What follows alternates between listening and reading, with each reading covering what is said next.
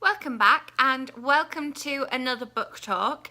If you can't already tell from my April wrap up and my 24 in 48 readathon successes, I've got a lot of books that I want to talk about, so you can expect a few more book talks coming your way soon. If you don't want to miss out on those ones, remember, give me a subscribe, and if you enjoy this video, give it a thumbs up. It'd be great to have you on board. So today I want to talk a little bit about Binge by Tyler Oakley. I listened to this on audiobook during the 24 in 48 readathon, not 24 in 48, 24-hour readathon, and as you know, I do enjoy listening to autobiographies and memoirs on audiobook because they are read by the author. So I really enjoyed the fact that this particular book was read by the author, and I felt like, you know, he was just sitting and chatting and having a conversation with me, which I loved.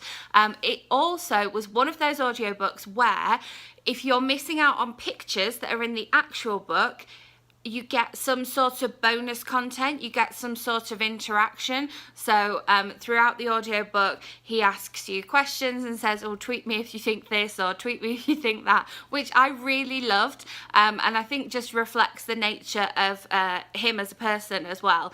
And so I'm glad I managed to check the actual physical book out of the library, because it means that I do get to see some of those pictures that I missed out on the audiobook, and I've had a flick through and kind of reread a few of my favourite bits as well. First of all, I have to admit, I really didn't know a lot about Tyler Oakley before reading this book, but I was in one of those kind of fall down a YouTube rabbit hole days, and a video about him came up. Sort of, he'd been, you know, in other people's videos. I watched Hannah Hart's videos, and I watched the Vlogbrothers videos, and so he'd been in those videos before, and so I kind of knew who he was. And then this video popped up and I was like, that sounds intriguing, and immediately put his book on hold on the library. And obviously since then I have looked at some of his YouTube videos, and I've looked at, you know, his Twitter and Instagram and things like that. So that was quite interesting, and I think reading the book, I think I tweeted about this, it's definitely turned me into a bit of a fan, because I just really enjoyed how candid he was in this book, and kind of how he's got to where he is now. I kind of found that I just, you know, really respected the way he's done things, and, you know, seeing how hard he's worked, and kind of I, having watched his videos now, enjoy, you know, the content that he's got on his channel as well. So some of the things that I really enjoyed about this book, I love the fact that, as I said, he was so candid and open and honest. You know, he talked about the fact that, you know, his coming out was quite difficult because his dad was quite homophobic. He talked about the fact that, you know, some things in the dating world are a real struggle, which is true whether you're gay or straight.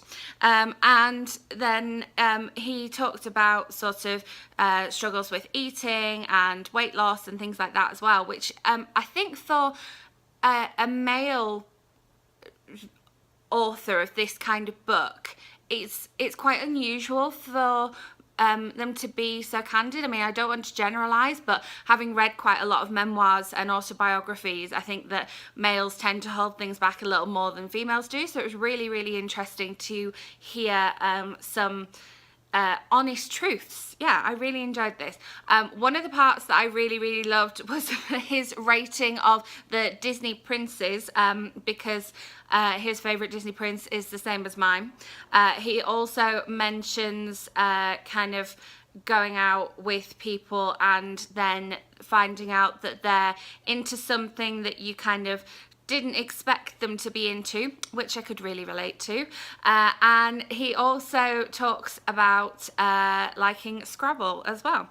And so I just, you know, I found that I could relate to parts of this book, and I loved how open and honest it was. It made me laugh. There was parts of it where it was completely serious, and that was really interesting as well.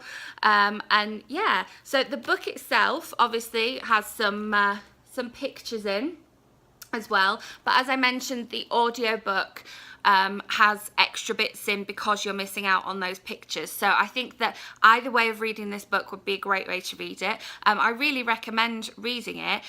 Definitely if you are, you know, somebody who kind of dabbles in a bit of YouTube as well. But definitely it's just kind of, I think, something that anybody who, you know, has heard of him, or like me, really hasn't, you know, known a lot about him, really understand. It was just such a fun read. It was quite a quick read. I loved the audiobook. I'm glad I've had a chance to kind of get the physical book now and have a flick through and revisit some of my favourite parts and look at some of those pictures.